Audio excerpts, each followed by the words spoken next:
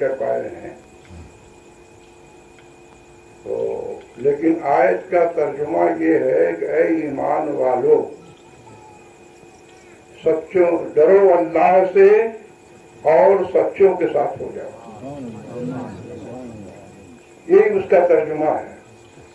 कुरान पूरा पढ़ जाइए, पहले 12 से लेकर के 30-12 तक पढ़ते जाइए, लेकिन कहीं ये नहीं आप पाएंगे कि ऐ ईमान वालों अल्लाह से डरो और नमाज पढ़ो।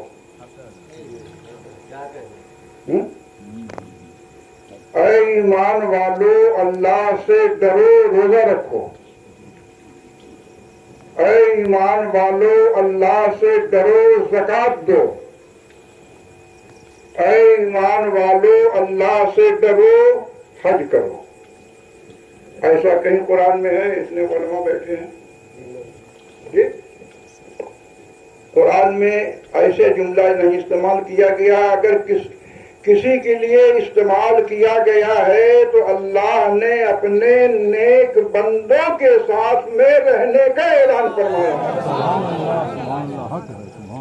इसलिए कि जब नेक बंदों का साथ होगा तो वो नेक बंदा उसे भी नेक बना देगा, और जब नेक बना देगा तो नमाज उसकी नमाज होगी, रोजा उसका रोजा होगा, हज उसका हज होगा, ज़कात उसका ज़कात होगा। और वो जब बंदा नेक ही नहीं बन सका तो उसके सारे अमाल बेकार हो जाते हैं। समझा ना? तो इसीलिए कहा गया है कि ऐ ईमान वालों अल्लाह से डरो और सादिकीन के साथ हो जाओ, सच्चों के साथ हो जाओ। सच्चों से मुराद औलियाए किराम की जमात है। उनके साथ हो जाओगे तो तुम्हारे सारे तरीके अच्छे हो जाएंगे। हमारे अच्छे बंदों के साथ रहोगे तो तुम्हारे सारे तरीके अच्छे हो जाएंगे।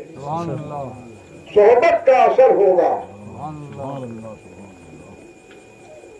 और साथ रहने का फायदा क्या होगा? साथ रहने का फायदा क्या होगा? ये मैं एक मिसाल देना चाहता हूँ। मिसाल, और खास तौर से जो बूढ़े लोग होंगे वो इस रिवाज को जानते होंगे। और सभी लोग जानते हैं, एक जमाने से पतंग उड़ाने का तौर तरीका है। पतंग उड़ाने का बच्चे जो है, बूढ़ों ने भी देखा होगा, जवानों भी देखा होगा, हमने भी देखा, आपने भी देखा, सबने देखा है कि बच्चे जो है पतंग उड़ाते हैं। तो पतंग जो उड़ाते हैं तो उसमें एक दुम भी लगाते हैं।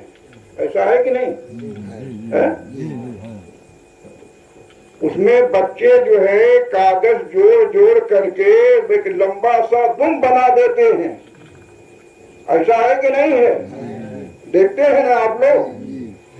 और जो पतंग होती है वो दुकान से नए कागज का बना हुआ पतंग होता है, और जो उसमें बच्चे जो दुम लगाते हैं वो नया कागज खरीद करके ला करके नहीं लगाते हैं, बल्कि कूड़े कबाड़े पे फेंका हुआ कागज, यहाँ वहाँ घरों में जो बेकार कागज फेंका हुआ है उसे ला करके और लेई से उसको साट करके एक लंबी सी दुम बना देते हैं। एक लंबी सी दुम बना देते हैं। और जब उसको नई पतंग को जब उड़ाते हैं तो अब आप बताइए कि वो नई पतंग जब उड़ते हुए आसमान के करीब पहुंचने लगती है पतंग जो है, तो क्या वो कूड़े कबाड़े वाला कागज जो है जमीन ही पे रह जाता है या साथ साथ जाता है? बोलिए, साथ ही साथ में जाता है। तो औलिया अल्लाह जो होते हैं वो पाक दामन होते हैं, और हमारे जैसे लोग गुनहगार होते हैं, जब उनके साथ में लग जाएंगे तो जहां वो जाएंगे वहां हम भी चले जाएंगे।